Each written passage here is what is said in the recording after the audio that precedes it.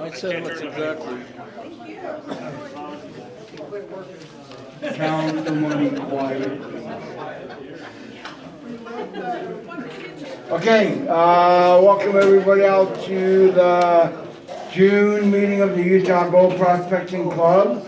Glad to have everybody here and awesome to see you. Do we have any visitors or new members tonight for the first time? Oh, half of the audience goes up. Okay, let's start from the front and go to the back. Somebody did you have your hand up? Okay, stand up, be acknowledged. I'm Amanda. Hello. Amanda, where are you from? West Jordan. West Jordan, awesome. Somebody behind her? I'm Kevin. Yeah. Where are you from? Where are you from? Come on, Dave. I know. West Jordan. There you go. Jordan. Anybody else? Brand new, visiting, okay? I'm Shannon from Salt Lake City, and I do a lot of prospecting as well. Cool. Glad to have you here, folks. Anybody else? Oh, we got someone standing on I'm this Dennis side. from Intel. This is my wife, Rhonda. Welcome aboard. My name's Will from West Valley. Will? Will. Where from? I'm Cole from Salt Lake. Cool. Awesome. Anybody else? Did we miss somebody? Nope, hopefully not. Three newbies there. Who? And you got them. Yeah. Okay, we got to make sure everybody's got a name tag on tonight. We're going to go back to old school later on to do the stuff on the table, just because we got to do it that way tonight. But it usually goes pretty quick. So I got to make sure I got the last high number of the name tags, just to make sure I got the numbers covered. So, but anyway, but we'll get through it. We always do. Okay, last meeting we had 88 attendants and we brought in 2052. Totally awesome, that was great. It's always good to see that amount to come in this time of year. With the cutback after the fixing of the mailing, we got about 180 active club members at this time. That's pretty good. Yeah. So we still got Bez books for sale, anybody wants them, it's still $20 a pop. Okay, number 2, please refrain from having your cell phones ring up final probably during the meeting. Oh yeah, and everybody knows Carl has been noted as the new VP. He's not here tonight, so I thought he was gonna be here. Who knows? He's afraid you were But going to anyway. claim he was here. Still on a business trip. What happened? Still on a business trip. Still trying to get back. Okay, I'll just jump to number 4 right this second. Okay, the club has picked up a new claim down on Indian Creek. We've had some folks that have been down there. One thing that there was a note that the horse flies are really bad down there. So bring protection, fly swatter, shotgun, I don't care what, knock them out of the air with, but we said they're pretty bad, so almost Bill. like you want to, sir. The new claims guide with the claim information for... Who? The new claims guide is listed on the website already. Thank you, Matt. Everybody hear that? It's on the website. New claim is listed in the members login only area. So if you guys want all the top stuff about the new claim, go on, check it out, and you will see it. Also, for members, Bo has got a handout, an insert for the claim. It's printed on good paper, so it'll last a while and deteriorate too fast. It's a single So, sheet. But anyway, Probably two-sided.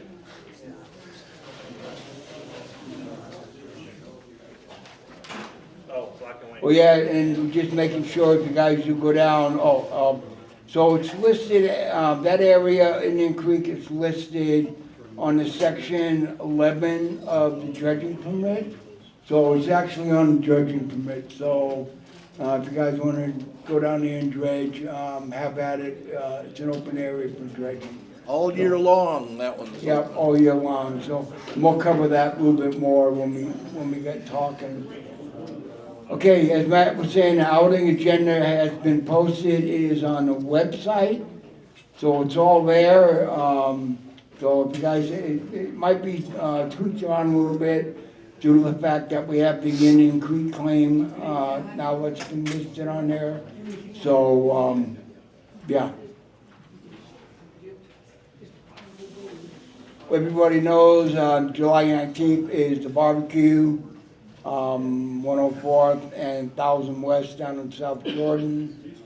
So, there'll be more for it, right, as we get closer, and there should be It's next month, dear.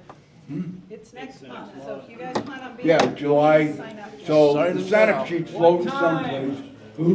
What time? When you get up. Did we talk about? Yeah, I don't know, we'll probably start at, I don't know, I think Doc was saying around noon we're gonna start, or maybe earlier if you're planning on. yeah, doing it hopefully for real. before lunch, like 10 or something like Yeah. that. Or maybe 11, for the old Let's people. just go with. Or when 10. the police tell us to leave. Yeah, police tells us to leave, so. But, it should be fun, we haven't had one for a really long time. So, it should be pretty, exciting, we're gonna have a lot of things going on that day. So, just be prepared to have fun. Okay, we've got new form waiver for the vendors that come up and sell at the meeting. We just have to have that signed, it's a waiver, and it's self-explanatory. If you choose to grab one and blah, blah, blah, but if you need one, come up, see me, and we'll get it one to you.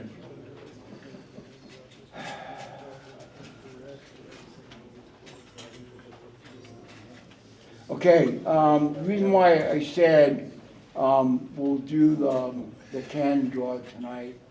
So everybody knows Boyd passed away, right? I mean, hopefully everybody knows. Nobody's not nodding your heads, doing anyway. What do we know? So, huh? What? What do we know? What? What do we know? Who? What do we know? Who? Who's on When? third? Yeah, Exactly. He's on second. yeah, no, Okay. he's on third.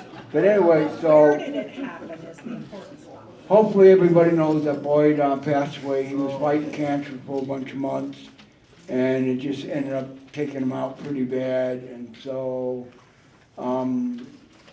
they posted it on Facebook, and we got it up on the club website. The actual burial would be out at Camp Williams on the 27th at 11 o'clock. So if anybody chooses to be out there, it's gonna be full honor guard, the whole 9 yards. Full So, military honors. yeah, so I'll keep everybody posted on that, kind of what's going on, and blah, blah, blah. So anyway, so why, we're probably gonna have to do the can thing, pull the numbers. I've got probably 19 bags of concentrate from Boyd's house. What they did when he passed, they grabbed all his concentrates, all his everything that he had, put it in a bucket, mixed it all up, and made bags for everybody to take. So this is kind of left over from the viewing and from everything else, so, so like I say, I've got 19 left, and so what we'll do, if you got the name tab, we'll just call the numbers accordingly. So you'll have a chance even to grab a bag. That's what they look like. or grab something off the table. So these are the actual bags. The family went to a lot of trouble with these. They're Yeah. very special. There's a saying here, and then there's some stuff on the back about this is something he loved, and so learn how to, or do a pen on him. So they are really cool. So good luck getting one. This, unfortunately, don't have enough for everybody, but this was from the family. He's probably, he was like us. All of us go out and get a bucket full of concentrates, Yeah, bring them so home. if anybody. Never didn't- pan them, they sit in the garage, so that's what they are. So if anybody's been at the gym shows over the years, you'll probably know who he is, and he's been in the club probably since the early 90s, like 92, 93. I don't know if anybody here ever met out at Murray High School when we used to meet there. I think there's probably only just a handful of us that have actually, the old timers that actually met out there. There's probably only like 5 or 6 of us that's actually here. So, yeah, that's kind of when he jumped in, and then he actually became an officer as far as my records go back in 2002. So, did equipment manager, vice president, which he left before his health got the crap, and so, but, yeah. Ah, boy. Anyway, so the presentation tonight, we kind of thought it through how to kind of get it right, and because everybody's worried about the claims, everybody's worried about what we do out on the claims, and blah, blah, blah. Anyway, Sorry. did somebody shoot that thing or what? That's our guard dog. He's keeping the claim jumpers away. Don't step on the dog's tail. Don't Dangerous. have a tail. Yeah, oh, see, that's why, everybody step on the poor dog's tail. Okay, so, the topic tonight is claim etiquette and responsibilities.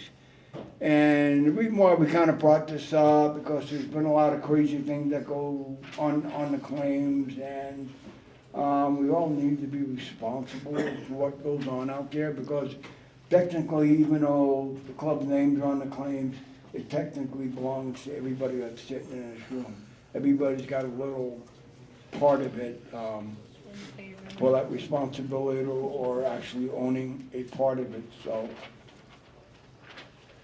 So what we're gonna kind of cover tonight, Dustin's gonna do, he'll do the last 30 after we're done missing everything, and Rick's gonna go over the paperwork, how to do the claims, and I am just gonna go over on the trespassing part of it and what some of the penalties could be. And the reason why I brought it up because does everybody know Kenneth? Question? No, I was waiting. Oh, hi. Swatting a fly? Yeah. So does everybody know Kenneth Butler? He's a member. He's got a ton of posts on. Blah blah blah. Anyway, he owns. He has owned the claims down at the bottom of Miller Canyon, and where Miller Canyon is, we go. It's just. I always get my bearing. It would be south of, oh, thanks, Jerry. It would be south of the road that goes up to a massive valley. So anyway, he's had the claims up there. So anyway, good part, couple months back, somebody had gone up on his claims in the lower part and cleaned out, I don't know, probably a section 12 feet wide, 30 feet long, right down to the bedrock, took everything.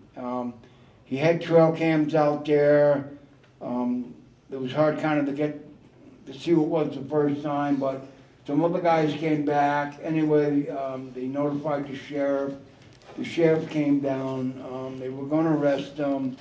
They were going to impose a light fine on him of $1,500. And Ken said, no, just don't worry about it. Just give him a good warning about it, that not to come back. So, I would have charged them $1,500 for gold, it, you know? fines? You gotta take her out. yeah, so the thing is, Pay for it. guys,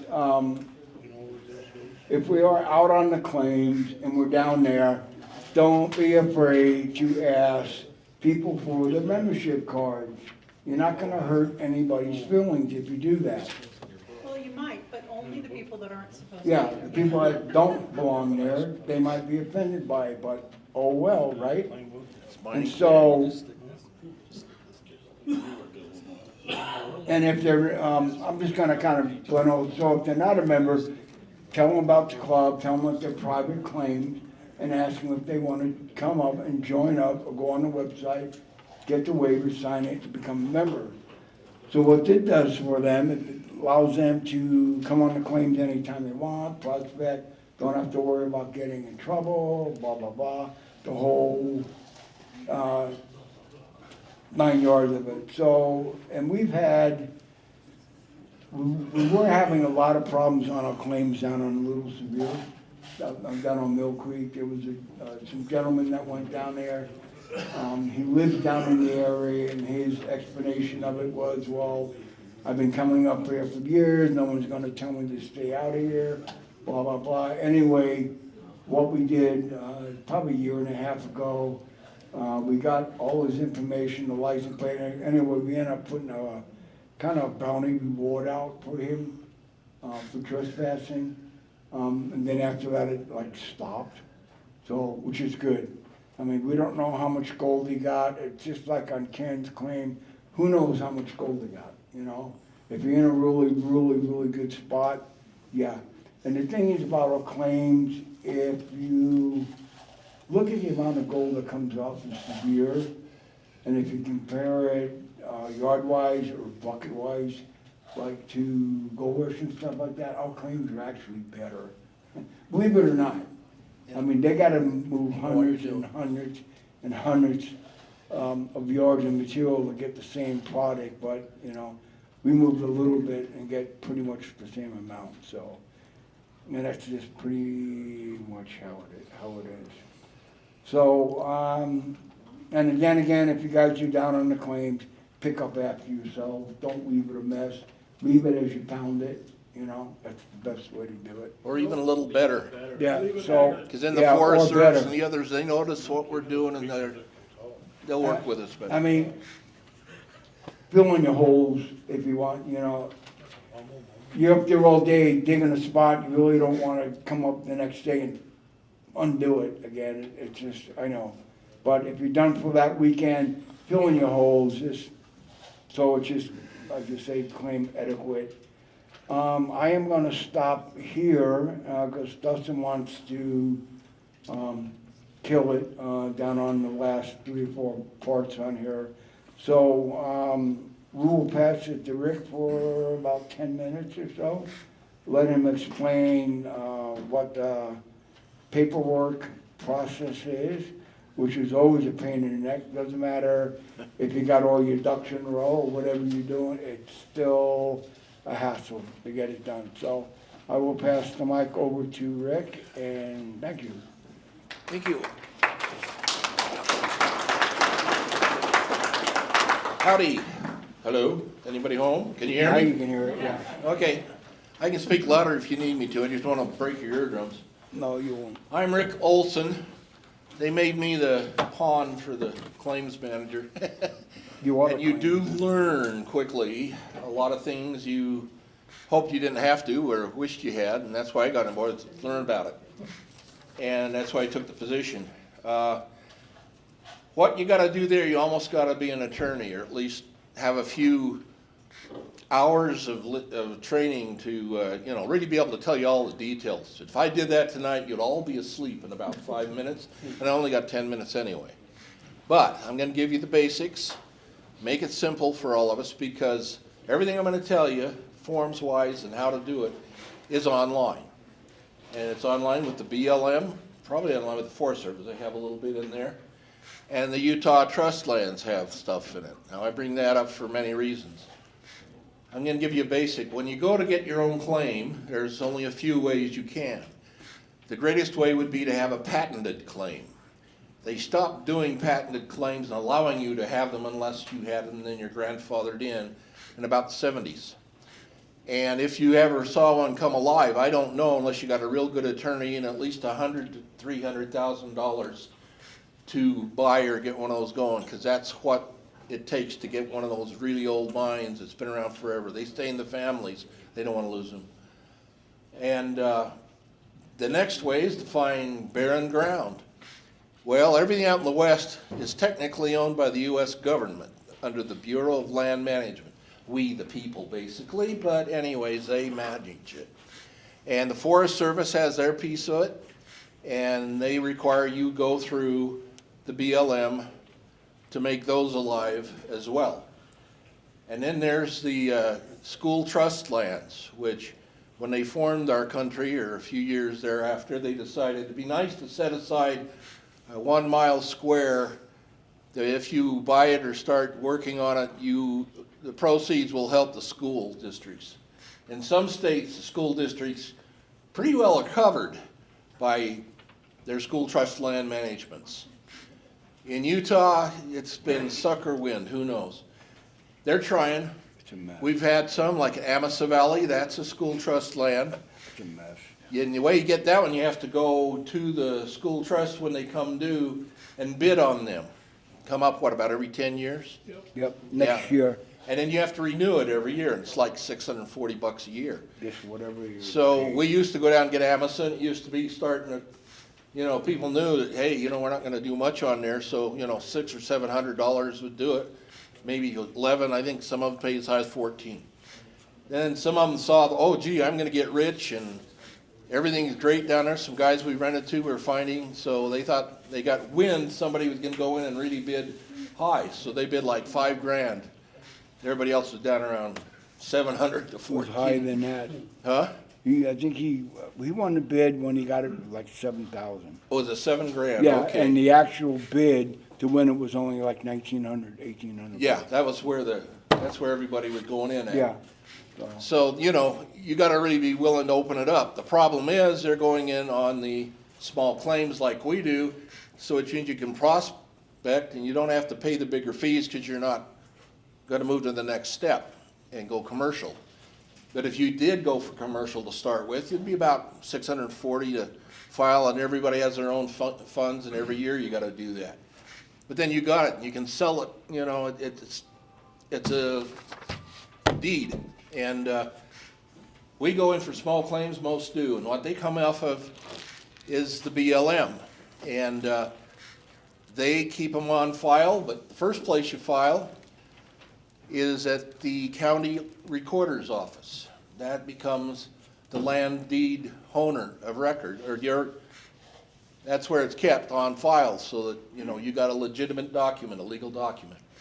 Then they have to have it, the BLM, to make sure you're legal and you're still doing right, and they monitor us every year. So, most people get them by going and doing the research online, and find out which claims they've been to they like or would like to try out, and they go on usually ones that are inactive. They usually come, if you don't pay your fees by the 31st, they go on inactive, and anybody can claim them. And they usually claim them within an hour or less, Isn't that if they're September? good. And if they're not, then they've been laying fallow for a few decades or years. kind of add to that. Say again? There's people that actually sit up the BLM and watch certain claims, and if they're not paid, boom, they grab them. It's that fast. They're sitting That there with quick. doors There's open. people that sit up, like I say, they sit up there and they watch. Aren't the BLM claim dues like September 31st or September? 1st? Yeah, Yep. it's somewhere around That's when you there. gotta file So you BLM really gotta be just spot on. on the timeline. We try to get everything done, A week or two early. yeah, we start on like end of July, August, and we try to get everything in by the end of August, so we're not getting caught. A couple of years, it's been really close and pretty scary, so, It's not hard to just get been- into that, Yeah. because of what you gotta go through, the rings. It's an ordeal thing. It isn't real quick and easy, because you gotta wait for papers to get filed, get back to you, file them somewhere else, et cetera. And we got them in 3 states. So, yes, When the club pays for all of the re-ups on the claims, how much is it approximately? that all depends upon the claim, depends No, I upon mean the year, total for what a they're year. charging you that year. It depends upon Well- the fees they're gonna charge you at the county records. They all charge differently. They're kinda standardizing, but they are a little different. Yeah, so if you don't, we run under the small miners permit or waiver. So if you have, less than 10 claims, it's a totally different amount, but if you're just going out filing, you're looking for $400, $500, $600 on each claim, For all the paperwork. each 20 acres.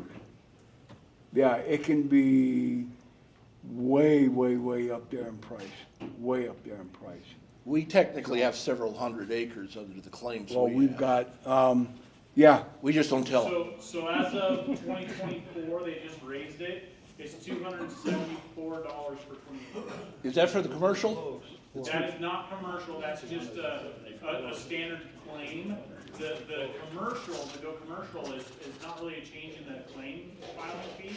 It's where you have to get you have to post a bond and then pay the stuff to do the bonding for. that's what gets it. Reclamation bond. Yeah, the reclamation Yeah. bond and then, And you lose that money until you close it down. verbiage you have to file for that. But just to have the claim itself, $274 per year per 28. Yeah. That's about what my 20 acre. Starting a new claim. Yeah, What's that? So that's about what I pay for my 20 acre claims in Oregon. Yeah, it's a federal. I think it's a BLM federal thing. So what you do is usually you buy one or take one that's inactive. Usually buy one from someone. For instance, this one we just got on Indian Creek. We're buying somebody who went down there at 1 minute to 9 in the morning and got a claim that, you know, the guys that have that book and live up in Oregon, you know, they bought a bunch of them down there and put them in their book, but they've never been there, so, you know. But he got it and found some good claim, it's a good site. You can actually set up a trailer and you can actually get in there without having to rappel or something. But and we've had some claims come our way that there's no way you keep down off the road and they won't let you park on it. So, you know, a lot of things go into picking a place to play. Road access. But anyway, so you get that, and then he has to claim that, and he has to put that on file at the county to which the claim's in, with all the claim information. I'm not gonna go through the details, but you need to have them surveyed. You can do it yourself, but that survey points mean something, because you gotta file it, and where they have a claim that's existing, that's mostly already on file. The question is, which is part of what we have to do every year, and you have to do every year, is are your claim markings there and verifiable? They have to be up or people come in and knock them down. Well, they knock them down anyway, and then you have to go back and put them back up again, so it's a constant battle. Go ahead. I know we all like going out, and especially in the really, really, really old areas, and grab the old claim signs or markers. But anyway, I don't know if anybody knows, if you are caught pulling down a federal mining claim, it's a federal offense. So Federal. that just something to think about the next time you wanna grab somebody's sign, or, I mean, unless you're in an area, I did say this, that dates back God knows where, and 1800s, and you got this stuff, then you gotta deal with the antiquities law. But I always tell people, you know what, if you find something cool, shut your mouth. That's how that kid lost all that gold that supposedly was found in that cave out in the West Desert. He opened up his mouth. Government came in, grabbed every bar. It was gone.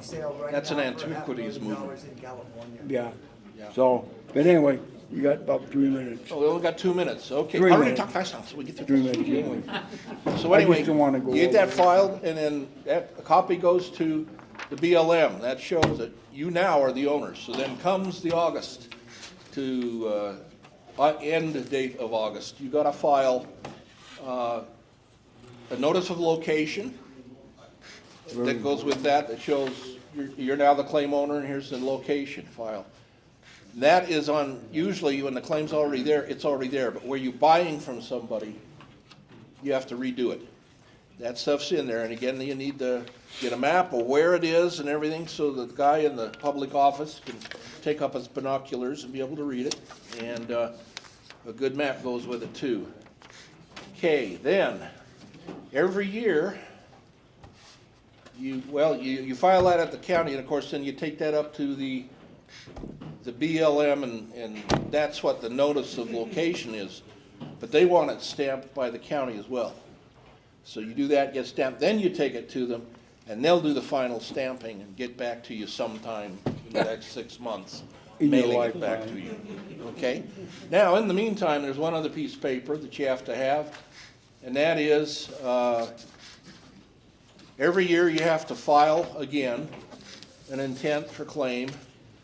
And you start at the county recorder, And then you can either have it mailed by them and pray that it gets there in time. I would never do that. I'd hand carry. The affidavit of annual assessment work. That says that Very, very important. very important stuff.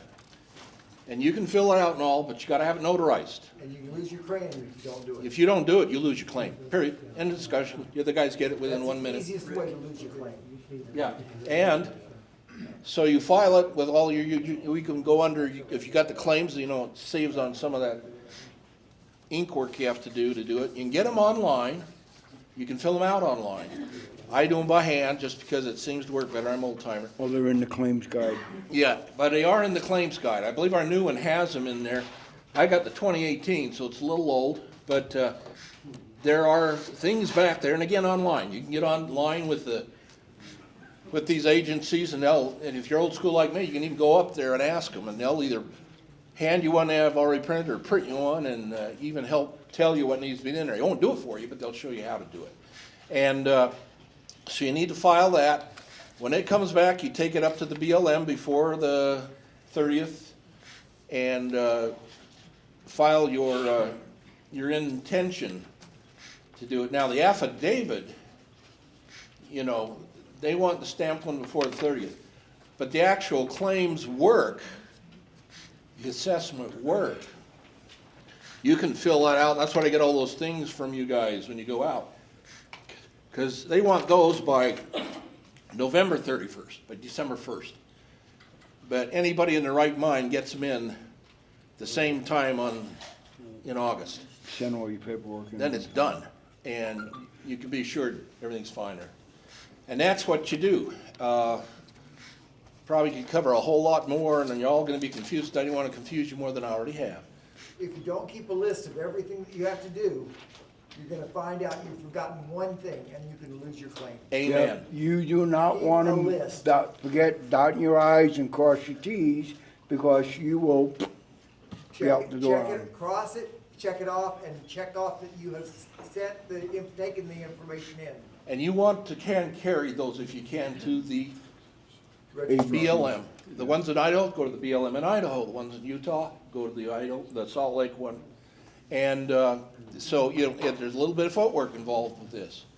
But it's a legal document. And I guess the point I was gonna make was, there you have them look it over before they take it, so to say that something's wrong. You can catch it a day or two before and correct it before you're on the 11th hour. We sold an Alaska claim for $5 million, but there were people waiting in case we didn't file. You bet you're waiting.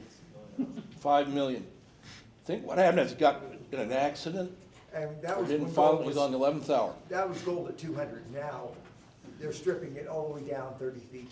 just to get to And the they're payload. running it through superfine trommels and everything to get all the flour out. So they're you know, doing like they do up in Alaska there. They got all the stuff here. And of course, if you want to go to the commercial side, what our sites then say is you can go up and play on them if you stay within the water rights. And we'll get into that. There's certain rights. You can't be high banking and recycling mud back into the river. They won't do that. So there's a few tricks you have to learn. We've had classes on that. And if they taught you how to look for the gold, the last classes, the last 3 months are probably the best we've had in 20 years on that. Bill's gonna have part 3. He's So got part probably 3 coming. August. be a Some part guys have 3. gone out and, you know, you just go out and try your own, that's fun. But after a week or two, you come out with a few specs maybe. But if you've learned what they learned to go in there in 1 week, you could have an ounce in the right site. I went back to our claim on the Sevier River, and I took 12 buckets with me, and I took a very good $3,000 detector, and hit the areas where there were concentrates, brought back the 12 buckets. It ran through a sluice at home, and I had over 2 ounces of gold. It's easy to do if you got the old claims. You know, the newer ones may be a little different, but usually That's our claim. if there's that I was on. some claim you've got that's been open years ago, and a lot of the gold and silver claims closed down for World War I, some of them closed for World War II. that are all closed for World War II. Very few of them open up on the small claims. And that's a lot of the inactive ones there. They just wasn't effective enough to, you know, put $100 a ton into the construction equipment. Now, if you go from the small stuff and you will go larger, they'll let you move and make a test hole or so, but you gotta bury it back up. You can maybe come out with a backhoe with the permission of the club or the claim owner and dig, and then, you know, use that as your test. And then you gotta put that hole back in good shape and everything, make everybody happy, or that claim owner's gonna come after you with an AK-47. We do have some claim owners in the clubs do have Core AK-47s. drilling makes a lot of difference in finding gold. Yes, and it is, and it's testing, and that's what prospecting is for the most part, is testing the area, or going to an area where you and your club and that tell you that, you know, try these areas and you can probably find some good stuff, and after a few trips back, you get good at finding what you gotta find. A little bit adds up after a few years, you know. Don't expect you're gonna pick up gold nuggets the size of your thumb, but if you do, don't tell anybody. And that's about it. Did I leave anything out? You guys that have plenty, let me know. With core drilling, you can prove your claim, and then you can go to those areas and you will get so much more gold. Yes. Such as when I was down in But on the that's Sevier River. going to the second level. What we start at is usually like a filing of $65 a year. And, you know, maybe $30 to $45 per claim at the county seat, and then to, you know, refile, it's 60, was 65, I don't know, I've been up there this year. With everything going up, who knows? But if you're going to that next level, it's what, $640, or the one you're saying over there, it's a couple hundred more, No, what I was depending saying upon is what's they standard. just raised it from 60-something, 20 acres to the 274. If you want to go to the next level of exploration, it can vary depending upon a lot of factors that the BLM goes out and looks at your land and identifies how much they think it would cost them to pay a company and reclamate the land if you were to walk away from it and leave an open hole in the ground. And people do. Then you have to cover a bond that pays that amount. So it And could that- be $1,000, it could be $10,000, it could be $100,000. It depends on the land and what your notice of intent says you're gonna do to it. Now, at that time, you go to the next level, like he says, you file an NOI, a notice of intent. And there's gonna be some other paperwork you need in there, probably some to do with the EPA and some to do with the water rights people. And then they'll see whether they're gonna allow you to do it and how much they're gonna charge you in cash bond to go and start digging it up, making a mess. We brought our claim for $500,000. We posted a bond for $500,000. We took in a D7 cat. To get to the gold, we had to go 27 feet down. Not uncommon. And that $500,000 got held. When gold went from 100 to 200, we sold the claim for $5 million. They now have a small fortune invested there, and their equipment and everything else is outrageous for what they bought. But they're using a D9 cat now. What is it, Matt? What's that, about $500,000, or is it $1 million for D9er? Over $1 million. Over $1 million for a D9 cat. But for a $5 million claim, they don't care. No, they'll recover that in 1 year's proceeds in most cases. And that's why sinking those core drills, you have your site proven and you know how much gold there is. And if you're gonna do it yourself, you probably wanna do a small drill. You can look online, there's all sorts of stuff you can tie to an ATV. I was thinking of doing that one. I had building my own for one time for an area where I was about 3 feet deep. And I was just gonna go out and do that, but I never got around to it before I got laid up. But, you know, so you can do some of that, but it's not common with the small claims. The boy back there. That's it now. I defer to the president. Not me. Thank you, Rick. Appreciate it for the good info. Okay, you're online, brother. He will bring up the back, close it up, and if you can't figure it out after he's up here, you shouldn't even be prospecting. So, he's the man. You're the man. No, Okay, I'm not the so man. question, microphone, no microphone? No. Everybody in the back hear me okay? Okay. Yeah, you're good. Why don't you be that way? You be that way. Okay, so I'm going to come in as cleanup, and I might touch on a couple things that these guys have already talked about, just to double up on knowledge there. So some of the things that the topic is mining etiquette and responsibilities. So I want to talk a little bit about being responsible not only for yourself, but what your responsibilities are while you're on the claim. These guys have talked a little bit about claim ownership and about being responsible and not trespassing. But I want to start right from the beginning. So, what are a couple of things that you should do when you're going out to go prospecting? Number one, be prepared. Like, I don't know, maybe I'm an old school Boy Scout at heart, but being prepared is very important. Make sure you know where you're going. Make sure you've got the right equipment, the right safety gear with you, and make sure that someone knows where you're going and when you plan on returning. Because if something happens and you're out there solo or just a couple guys and something happens to you, like we've actually had situations in the club, it wasn't a person that was mining, but a person that got lost and ended up next to one of our old club members, and they actually found their body later. So we don't want situations like that, right?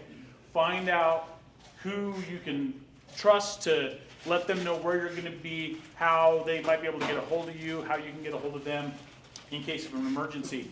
Something cool that I wanted to talk about, a lot of people don't know this, but it came out about a year ago. I don't know if something like this is available on Droids, but if you're an iPhone user, they actually released a feature that allows you have to go and specially download it, but you can, it'll connect to satellite on certain models of, I think it's 14 and up, will allow you to connect to satellites for text messaging. You have to have a clear view of the sky, and you have to follow some weird directions, but I'll tell you what, in an emergency, if you had to get a hold of somebody, if you knew that the other person had that, like both parties have to have it set up on their phone, but if you've got that set up and tested beforehand, and you have an iPhone, you can set up the satellite text messaging, and that's a great way to, keep in touch with somebody that, if there's an emergency situation. Satellite phones are very expensive.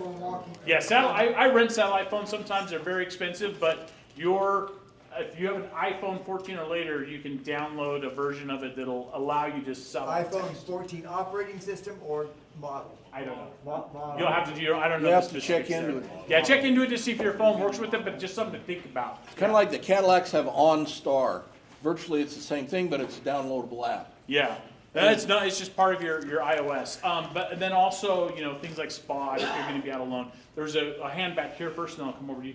So they make the walkie-talkies now, if you remember Nextel phones, Yeah. right? Nextel. those BP, they make them walkie-talkies that go all the way across the country now, they're $400 a set. Oh wow. But if you get into some of those mountains, you ain't gonna get no signal unless it's satellite. But they're satellite walkie-talkies. They are satellite. They are satellite. If they are by satellite, you're covered. Okay, so you had something over here. T-Mobile, there are options where you can get Starlink Starlink phones. with T-Mobile phones. Yeah, T-Mobile phones have a Starlink option. Some of them now. Very good point. Yeah. I don't have one of the Garmin inReaches. They're really great. I have one. I have a Zoleo, different brand, but I've tested it up for all. It works great. Yeah, so there's a lot of different options. Do your research, find out a good option for you. The Starlink phones or your iPhone or the inReach Garmin stuff. There's competitors with Garmin and the inReach programs. So look into that and see. Just be safe. Make sure someone knows where you're at. Make sure you've got safety gear and recovery gear. So I'm going to tell a funny story. I find it funny. I can laugh at it now. It was a few years back. Where'd Jeremy go? He was here. So where'd Jeremy go off to? He ran. He ran? Yeah, he's seen to talk about it. He boogie. Oh. So Jeremy and I were up at our claim 4 a few years back, and he was already up there. He'd been up mining a few days, and I came up. By the time I got there, it was late at night, and it was dark. And if you have or haven't ever been to claim 4, it was my first time going there, and I didn't know exactly where the turnoff was. And I was in my truck, and I made the corner, and I saw the road, and I turned, and then all of a sudden, my truck immediately stopped moving. Like I was still pushing the gas, but it wasn't moving anywhere. And instead of facing this way, suddenly I was facing this way. I don't know exactly what happened. The road disappeared on me. Luckily, Jeremy was up there. I had a bunch of recovery gear, but I couldn't get out on my own. Luckily, I was able to get in touch with Jeremy. He came down. I had recovery gear on me. We were able to hook up to his truck and pull myself out. Basically, the road was washed out, and I dropped my truck in a ditch. But it's good to have gear with you, because if I wouldn't have had gear on me, A, I could have gotten stuck up there and had to like hike back to the main road. B, getting a recovery truck, getting a tow truck out to those kind of areas to tow you out, not cheap. I found out a hard way. Just last year, I went up there and I pulled up a trailer with my four-wheeler because the road's getting bad. Anyway, I got high-centered. Right as soon as you come across that ditch, I tried jacking up the car, putting rocks under. I worked like 6-7 hours. I finally had to call search and rescue to come get me. And it's not cheap. He had to call a search tow truck, the rescue tow truck, to get him out. Yeah. Just touching back on the satellite text messaging, Verizon phones have this available, both with the iPhone 14 and with Pixel 9 and with Galaxy S25. Gotcha. So there's a few different, so Droid, Google Pixel, or iPhone has the satellite texting. Do some research, see if your phone's compatible. It's just an option. There's other options out there you can look into. You don't need to buy it every month, every day. With that app, you only have to pay for what you use in some of those cases. So, you know, if you only use it when you're in the mountains, it'll be a little more cost effective. Actually, for the iPhone thing, it's just part of your iPhone. Yeah. Yeah. Okay, so then the next thing. So yeah, be safe. Take off your appropriate food, water, and supplies. Know the boundaries of the claim before you go. So, Phil talked about people claim jumping, intentionally going on or not doing their research beforehand and going on to land that they didn't have a claim to and working it. That's just claim jumping, right? But sometimes it's not intentional. And so I'm going to tell you a couple stories that have happened recently. I had a claim member reach out to me and say that they were up on claim 7. And they were like, yeah, I was working claim 7 and digging dirt. And a guy came up to me and asked me if I was a member. And I said, yeah. And I pulled out my card and he goes, wrong club. And this is one of our members. And our member is like, what do you mean wrong club? And if you're here tonight, I'm sorry if I'm not going to mention any names. It's all anonymous. So he goes, what do you mean wrong club? He goes, well, that's the Utah Gold Prospectors. You guys are up in West Valley. This is a central Utah prospectors claim. Your boundaries ended back there, those trees.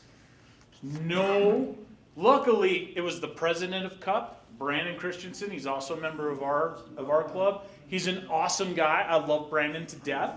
But luckily it was someone nice who had a good conversation with him, and I think the person ended up becoming a CUP member. But know your boundaries before you go, and then when you get there, double check your boundaries to make sure you understand where your corner markers are or have them on a GPS app or something. Know that you're on your claim and not wandered into someone else's, because as you're going through the woods, like, you don't always know exactly what part of the woods you're standing on. That tree and that tree look very similar, right? So even more recent, that story I just told you about someone landing on a CUP claim, I think I got that text and was talking to that person maybe a month and a half ago. Last week, someone was taking pictures of the club claim signs and said, hey, these signs are, I think, on the wrong trees. I said, those aren't our signs. They're like, what do you mean? I'm on our claim. I said, nope, those are CUP claims, Central Utah Prospector claims. So this has happened twice this year that I know of already. Know your claim boundaries. Understand where your claim boundaries are. Map them out on a GPS if you have that technology available. If you know how to read a map and you want to do it that way, map it out on a paper map. However you want to do it, whatever floats your boat, just make sure that you know that you're on a claim or ground that you're approved to be on. It would be helpful to have our claims, the GPS locations of all 4 corners. It would. So on the new one, the handout right there, and it will be in the claims guide, this is the GPS corners. Good. And I can probably do that for Rocky Bar.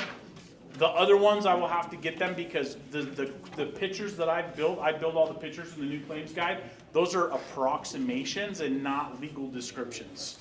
I don't have, okay, I'll hold that up just a second. We're still evolving. It's a lot of work. It's a lot of work. People don't realize how. They're clueless what it takes to give you guys somewhere to play.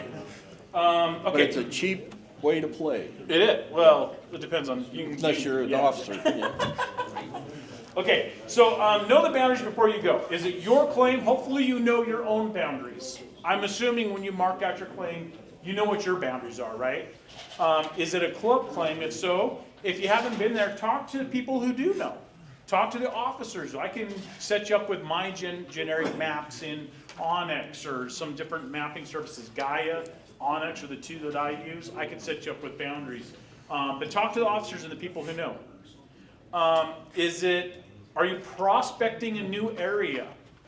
If you are, I highly recommend going on to the MLRS on the BLM.gov website, and you can check into areas that you want to look at. We've done classes here in the past, so if you're a new member, maybe you haven't seen it.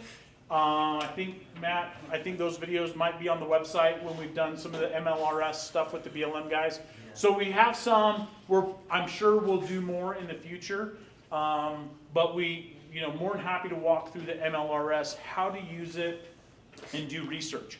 It's a great researching tool, but if you're prospecting an area you haven't been, that personally is the first place I would check to see if there's claims in the area. Because that tells you two things. Number one, if there's a claim there, it's a good indicator of what? Gold. If there's already a claim there, it's a good indicator that gold is in the area. Nobody sets up claims for, especially at $274 They don't renew per it if they acres. don't get gold. You don't That's do it it. for shiggles, right? So there's probably mineralization there. Number two, it tells you that you need to find out where their boundaries are so you can avoid them. And if there's a third thing it tells you, it has contact information for the people on there. Reach out to them and you might be able to find someone who's willing to let you come onto their claim. If you'll tell them ask what you permission. get and where you found it. Yeah, it Well, helps you can work them. out, you can work out the details They with them. want to know. They can use it for those affidavits of work done. Right. Yeah, So you're helping them, they might be more of a win-win attitude. yeah. So you can ask and work out what they were willing to compromise with to allow you to come onto their claim. It's worth asking. If there's an area you're looking at, you're like, holy cow, that mountain's beautiful, I'd love to go check it out. MLRS, oh man, it's already claimed. Ask permission. Definitely, I'm famous for saying it's better to ask for forgiveness than permission. This is not that situation, right? This is the exception that proves the rule. Well, some of us may have to tell you which club people have been very nice to let us on. But if you go up there without permission, they keep an AK-47 in their truck. And they won't ever let you back. Well, Anywhere near. if you're still alive. If you're still alive. And there's a lot of Utah caverns is in a that state that it's still legal area. on the books that you can shoot someone for claim jumping. It's still a law. Yeah, still a law books. What's that? And you can lose all of your equipment. You can lose everything. They Yeah, take I mean, all. okay, a great time for yet another story. I'm full of stories today. Phil may have told this to me recently. Somebody was just telling this to me. So, oh yeah, it was Phil. A couple guys pulled up, brand new at prospecting, broke out these brand new dredges, had never had them out of the box, opening up the box, breaking out equipment. They go down to the lake and they start down to the river and start dredging, and they're having a good old time trying to find gold. And then the BLM shows up, and it was on BLM, posted non-mineable land in the Colorado, close to mining closed in the mine Colorado River benches. Drainage. And they had their truck taken, 2 brand new dredges, all their equipment, everything gone. Phil was just telling me the story the other day. Where are It they gonna does sell happen. the dredges at? I don't know. And if they're really in a bad mood, they'll take your camper and maybe your firstborn, so be careful. Yeah. Okay, so now, let me keep going, because I don't know if I'm probably getting close here. In that case, the About 5-10 minutes. 5-10 minutes, okay. All right, so let's talk about what happens when things don't go as planned. Ta-da! It's happened. It's happened recently. The claim that we're going to this month for the club outing is Rocky Bar, Idaho. The first time we showed up there, we were gifted the claims. We showed up that last year, and a couple of guys were not happy that we were there because they felt that they had the claim rights to that land. There were some words exchanged, some arguments, and needless to say, some guns were drawn. And this happens. The best thing to do, if you show up and you're in a situation, first of all, if someone's on our claim, ask them for their card, make sure that they're supposed to be there. Ask them to leave if they're trespassing. And do not pull a gun on them. Do not pull a gun on them. No, don't pull Alert the officers.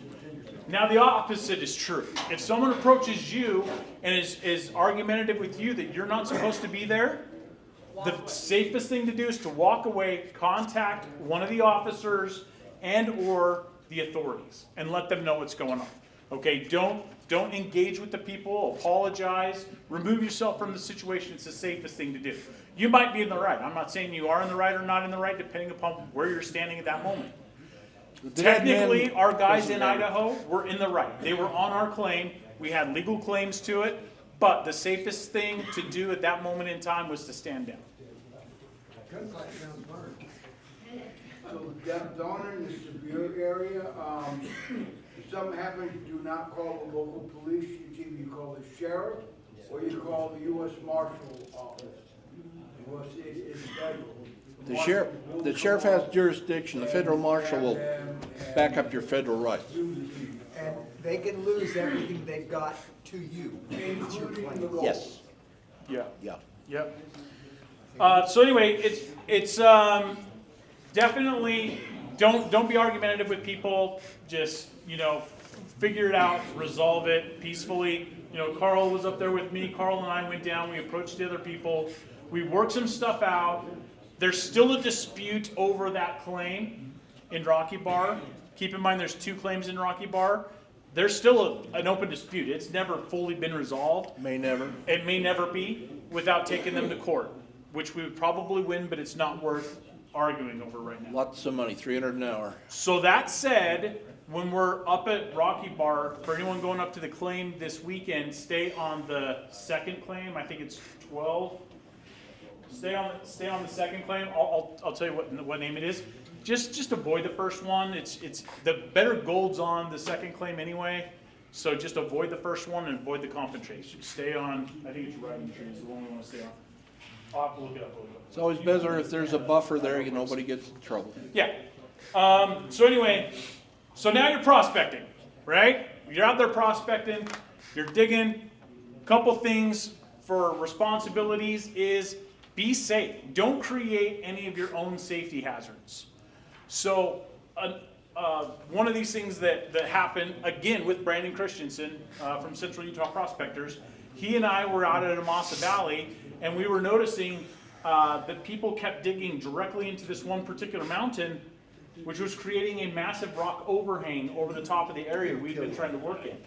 So the gold was really good where we were digging, but if we kept digging there, it was going to fall on us. It was creating a safety hazard. So pay attention to your surroundings, whether that be animals, whether that be hazardous nature, that, if you're in a wash in the desert and there's storms coming, that can flash flood in an instant. Be aware of your surroundings, be safe, don't create your own safety hazards. So for example, on that overhang, we climbed up there, we knocked it down, it dumped a ton of overburden over our workings, and we lost a half a day to moving them. But we walked away with some great gold and our lives. We didn't have a boulder smashes fall on our head, do anything bad. So. Nor did you have the Forest Service or the BLM come up and get pissed at you for not filling the hole. Not let you have claims or come back with some dozers and charge you for it.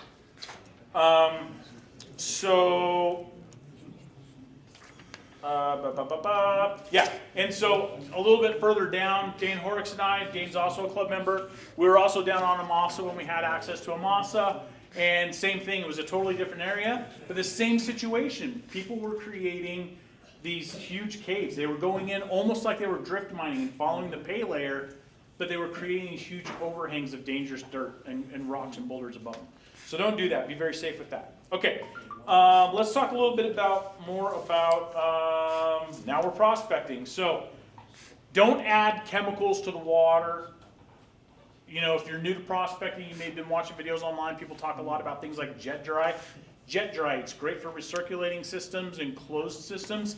Not good for open systems, not good to add to the fish habitats. Mercury. One of the cool things about mercury is it's a natural occurring substance, and old miners used to use it. It's great for capturing gold. Don't add your own mercury to the water. We don't need more in there. It's illegal. It's illegal. But the cool thing is there's a lot of places, especially Mary Ellen Gulch, when you're mining, you will collect mercury in your Amalgam gold. riffles. Yeah. Well, it could just be free floating mercury, or it could be amalgamated with gold.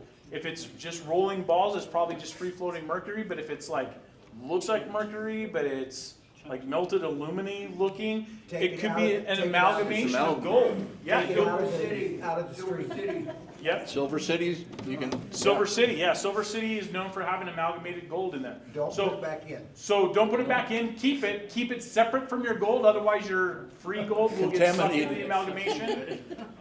So keep it in a separate jar. Sometimes, you know, if you keep your little jars on you, put any of your amalgamated gold or any of the mercury you find into its own jar, and then safely talk to someone who knows how to handle amalgamation. And Take it to Thomas Matthey and spend a lot of money, but they can do it for you. Right. And you take can it down to Carl and I, and we've got a. keep note if you have removed mercury for your own goods, because if the bad guys come around, you want to sweet time and say, hey, I'm not putting anything bad in. If you look, I'm taking it out. In California, that's a biggie, but they don't want to admit that we do that, so they dropped all those private claims, you know, in Northern California. Where in fact, we were actually cleaning up the fish habitat, all of us. Cleaning up the fish habitat, taking mercury out of the water. That's a great thing. One of the great side benefits from mining. Okay, so then I'm going to move on. Backfill your holes. Once you're done for the day, or if you're going to be there for a couple of days, once you're done, backfill your holes. So we talked about it being dangerous for people. It's also dangerous for animals. Animals could fall into holes, and it's also an eyesore. This is BLM land. This is the public's land. It's not just for us to go dig holes and pull cool minerals out of. It's also for people to go up and recreate, right? We don't want to have some big eyesore form, or eventually those areas are going to get shut down to mining. So take care of the backcountries, backfill your holes, so they're not as dangerous for you, for the animals. And then the last thing I want to say, and then I'll hand it back over to Prez, is, well, I actually have a couple of announcements to make before I hand it over to him. But the last thing I want to say on this is proof of labor. So Rick was just talking about it. This is the old version. I just updated it. There's going to be a new version of this available. It's already up on the website, and it's got the new claim on there, claim 13. So these claims are in a little bit different order, but it's got the new claim on there. So that's uploaded. That's it. Oh, this is it. Oh, my tables got messed up. I'll fix that. I'll make it look pretty. Yeah, I'll make it look pretty. It doesn't look pretty right now. I'll fix that. It's fine. Okay, so before I move on to a couple of other announcements, any question or anything about this topic? One of the things you're gonna find on your claim is you're probably gonna find some ranchers having their cattle grazed or sheep or whatever on the property. Often. Which they have rented that as well From the BLM, from the BLM. but they have rights. Yeah. You can't take the stakes from the cattle. And they may have a motorhome Can't, there just don't- camp for like the whole summer, Yeah. so. So for people in the back, what he's saying is there's ranchers that are also ranching the land that we have BLM mineral claims on. They have ranching claims on. Don't mess with the cattle. Don't mess with them. Their trailers might be up there. This gentleman was mentioning that you can't take the steaks from them. That's not something that you can mine. You can't take steaks off the cattle. Yep. Okay. If you've ever seen the movie Holes, there's Yeah. been places in Canada where people left it looking like the movie Holes, with holes everywhere, and they did shut down those areas, and nobody can go in there anymore. That's the best way to lose a claim. Is The best way to lose it. Yeah, absolutely. So make sure you're backfilling. And it may not be us that made the holes. Yeah, And I'm going to go to him first. that's another Go ahead, good Bo. point. So I just wanted to say, when you're out there prospecting, think reclamation. Keep that word in your head, because reclamation is what we're all talking about here. Yeah. You dig a hole, you put it back, you smooth it out, you know? I mean, it's kind of like, you know, and these are real important for Rick, real important for the club, real important. Anytime y'all go to a claim, do some of this stuff, fill this out, you know, we got them. If you need one, let any of us know. I keep a stack of them back at my Yeah. table back here. Just- They're in your If claims Rick's not here, guides, give them to me, they're I on give the them to him at website. our officers meeting. This is real important though, guys, you gotta know that. And it lets us know when you bring them in, if you find that the marker's not up and there's some problems there, bring it back to us so we can get a team down there and get them fixed. And then, because other can't walk on you and they'll take the claims down and then, you know, all sorts of havoc. I think that pretty much answered my question. If you go on any of our claims, we need to fill that labor paper out. Yes. It helps. If you go on It helps any very claim, just fill it out. If you're there multiple dates, you can put a few dates on there. Sure. That's okay. If you're on different claims, like let's say you hit 3, 4, and 7 in a row because they're right next to each other, just mark where you were on which claims. You don't have to fill out multiple forms for that. But yeah, please fill out a form whenever you're on our claims. I was on the severe claims, last week, and I took 12 buckets home. I didn't leave any holes or anything, but I found 4 or 5 big holes that had been dug since the club was there. Yeah, it happens. And it may not have And been. that's our why people. we're having this Yeah. conversation And they're today. filled in now. One of the other things I just bring up, just if you're out stupid for new places, we got a lot of cranky archaeologists. Oh, yes. A lot of tree huggers. There's places, like if you pull your metal detector out in Nevada, you better have a wad of gold in your pocket. Because if they think you're out there snooping for new spots, they're gonna be down all over you. And this state has a lot of cranky archaeologists too. Yep. Interesting. Just be aware if you're out snooping, to watch out for them. Phil, do we have one? What do we have? Are we at time? We're done.